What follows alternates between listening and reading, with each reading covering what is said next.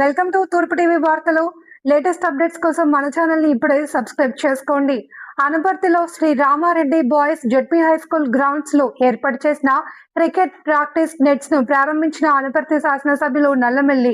అనపర్తిలో Sri Ramareddy boys ZP high school grounds లో ఏర్పాటు చేసిన క్రికెట్ ప్రాక్టీస్ నెట్స్ ను ప్రారంభించారు అనపర్తి శాసనసభ్యులు నల్లమెల్లి రామకృష్ణారెడ్డి. ఈ కార్యక్రమంలో అనపర్తి టౌన్ కూటమి నాయకులు, కార్యకర్తలు, తెలుగు మహిళలు, Anaparthi boys ZP high school పూర్వ విద్యార్థులు మరియు తల్లిదండ్రులు, కమిటీ సభ్యులు పాల్గొన్నారు.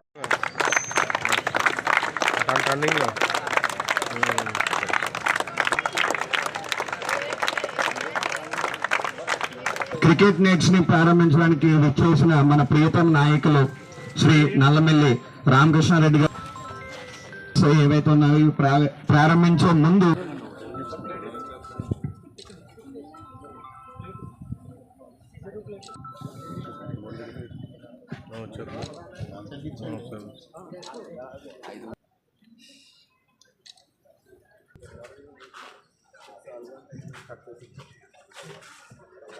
ఇక్కడ నుంచి చాలా మంది జాతీయ స్థాయి మరియు రాష్ట్ర స్థాయి వరకు ఆడిన వాళ్ళు కూడా, ఇంకా ఆడుతూ ఉన్న వాళ్ళు కూడా ఉన్నారు. చాలా సంవత్సరాలుగా మేము చాలా ప్రయత్నాలు చేశాము, ఎవరు చేయలేకపోయారు. మీ సహకారంతో ఇప్పుడు ఈరోజు అనపర్తిలో ఒక క్రికెట్ అకాడమీని స్టార్ట్ చేయడం జరిగింది. మేము సాధారణంగా ప్రతి మ్యాచెస్కి బయటకు వెళ్ళినప్పుడు ఈ గ్రౌండ్ ఎవరు చేశారంటే ఆ ఊరు ఎమ్మెల్యే సహకరించడం వల్ల చేశారని చెప్తుంటే మాకు బాధగా అనిపించింది సార్. కానీ ఈ రోజు నుంచి మేము ఏ క్రికెట్ మ్యాచ్లు బయటకు వెళ్ళినా సరే మేము కాలర్ ఎత్తి చెప్పగలుగుతాం, మా నల్లమెల్లి రామకృష్ణారెడ్డి గారి వల్ల అయ్యింది అనపర్తిలో అనేసి మేము చెప్తాం సార్. ప్రత్యేకమైన ధన్యవాదాలు సార్ మీకు. అలాగే దీనికి రాత్రింబవళ్ళు కష్టపడి అలాగే ఆర్థికంగా సహాయం చేసిన దాతలందరికీ కూడా ప్రత్యేకమైన ధన్యవాదాలు.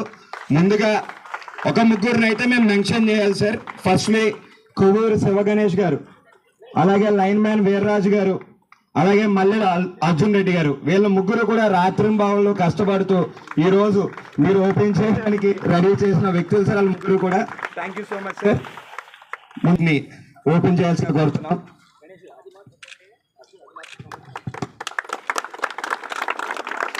Thank you sir. ఈ రోజుకి 40 సంవత్సరాలు, మళ్ళా 40 సంవత్సరాల తర్వాత ఈ రోజు ఓపెనింగ్ అయితే జరగబోతుంది మన అకాడమీ. అది కూడా మీ సహకారంతో మేము చాలా థ్యాంక్ఫుల్ సార్. మీకు చాలా రుణపడిపోయి ఉంటాం. మా క్రికెటర్స్ ఎవరైతే ఉన్నారో అనపర్తిలో మొత్తం అంతా కూడా నిజంగా ఎంతో మంది నాయకులు వచ్చారు వెళ్ళారు, కానీ మీ ద్వారానే ఇది అయ్యింది సార్. చాలా thank you so much sir. నమస్కారం. ఇక్కడ ఇవాళ క్రికెట్ నెట్స్ ఇక్కడ స్టార్ట్ అయింది అంటే ఇక్కడ ప్రారంభించి కన్స్ట్రక్షన్ చేసి అన్నీ చేసిన తర్వాత ఇవాళ ఓపెనింగ్ ఎమ్మెల్యే గారిని తీసుకురావడం అంటే దీని వెనకాల చాలా మంది కృషి ఉంది. అంటే అసలు విషయం మీరు ఎవరికి తెలియకపోవచ్చు.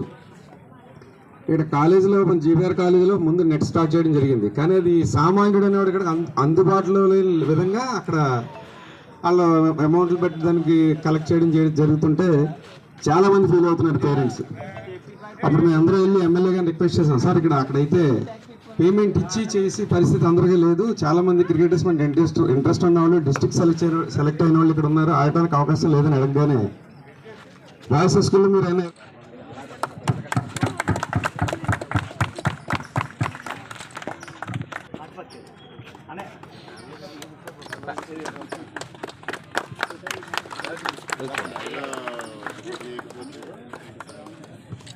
అన్న వీళ్ళ ఫ్యామిలీ మీ క్వాలిటీ ఎడ్యుకేషన్ ఉంటుంది, ఇక్కడ క్వాలిటీ లెర్నింగ్ ఉంటుంది అనేసి వాళ్ళ పిల్లల్ని కూడా ఇక్కడ తీసుకొచ్చి చేర్పించడం జరిగింది. అలాగే వాళ్ళు కూడా మంచిగానే రాణిస్తున్నారు ఈ స్పోర్ట్లో. థ్యాంక్ యూ సో మచ్ అన్న శివన్న. మీకు ఎప్పుడు ఇబ్బంది ఉండదు అనేసి మా గురించి ఆయన పోరాడి మళ్ళా ఊడిపించేసి గ్రౌండ్ యథావిధిగా తయారు చేసి మాకు మళ్ళా ఇచ్చారు. నల్లమెల్లి కుటుంబం క్రికెట్కి ఎప్పుడు సపోర్ట్ చేస్తూ ఉంది. ఈరోజు ఏదైతే శ్రీ రామారెడ్డి జిల్లా పరిషత్ హై స్కూల్లో ఈ క్రికెట్ నెట్స్ని ప్రారంభించుకోవడం జరిగింది. దీని వెనుక జరిగిన విషయం అంతా ఆదినారాయణ రెడ్డి గారు వివరంగా చెప్పడం జరిగింది. ముఖ్యంగా పక్కనున్న జీబీఆర్ కళాశాల అది వ్యాపారం చేయడానికి తప్పించి విద్యను అందించడానికి లేకపోతే క్రీడా వస్తువులు అందించడానికి ఉద్యమించింది కాదు. ఏదైతే బాబురాజు గారు సదాశయంతో దాన్ని ఏర్పాటు చేశారో దానికి తిలోదకాలు ఇచ్చి విధంగా ప్రవర్తించడం జరుగుతూ ఉంది. అక్కడ ఫిజికల్ డైరెక్టర్గా ఒక దేవేంద్రుడు, ఆయన అక్కడ ఫిజికల్ డైరెక్టరు లేదా జీబీఆర్ కళాశాల చైర్మన్ అర్థం కాని పరిస్థితి.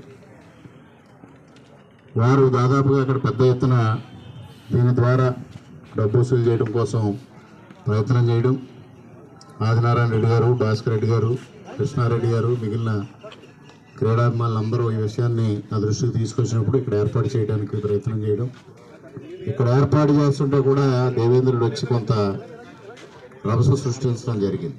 అవన్నిటిని అధిగమించారు. చక్కగా దాతల సహకారంతో చక్కగా ఇక్కడ నిర్మాణం చేశారు. ఇవాళ నా చేతుల మీదుగా ప్రారంభించడం అనేది ఒక అదృష్టంగా భావిస్తూ ఉన్నా. ఇవాళ క్రికెట్ పరిస్థితి ప్రపంచవ్యాప్తంగా ఏ విధంగా ఉందో మనందరం చూస్తూ ఉన్నాం. అనేక మంది క్రికెట్ అభిమానులు ఇవాళ ప్రపంచవ్యాప్తంగా ఉన్నారు. ముఖ్యంగా మన రాష్ట్ర విద్యాశాఖ మంత్రి నారా లోకేష్ గారు ఎంత అభిమానం మీ అందరూ చూస్తూ ఉన్నారు ఇటీవల కాలంలో. వారు నేరుగా స్టేడియంస్కి వెళ్ళి చూడడం జరుగుతూ ఉంది. అటువంటి నేపథ్యంలో కేంద్ర ప్రభుత్వం కూడా ఇవాళ క్రీడలను ప్రోత్సహించాలనే దిశగా ముందుకు వెళ్తూ ఉంది. ఇప్పుడే మీ పేరు తరుణ్ గారు చెప్పారు, ఆ రోజు స్టేడియం అక్కడ గ్రీన్ ఫీల్డ్ స్టేడియం అని ఒకటి శేషారెడ్డి గారు శాసనసభ్యులుగా ఉండగా దాన్ని చేస్తే ఆ రోజు వాళ్ళందరి తరఫున ముందు వచ్చింది ఈ దేవేంద్రుడే.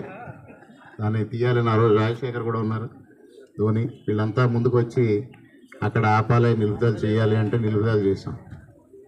కానీ మరి అటువంటి వ్యక్తులకి దీన్ని కబళించాలనే ఆలోచనలు ఎందుకు వస్తాయో, దీని మీద వ్యాపారం చేసుకోవాలనే ఆలోచనలు ఎందుకు వస్తాయో ఎవరికీ అర్థం కాదు. చిన్న ఉదాహరణ ఏంటంటే, ఇటీవల కాలంలో ప్రభుత్వం వారు ఏదైతే ఎంక్రోచ్మెంట్స్కు పాల్పడ్డారో ఆ ఎంక్రోచ్మెంట్స్ అన్నింటినీ రిమూవ్ చేస్తే దాని నుంచి సానుభూతి సంపాదించడం కోసం, ఇది ప్రజల సొమ్మని దాన్ని ఎస్టాబ్లిష్ చేయడం కోసం అనేక ప్రయత్నాలు చేశారు.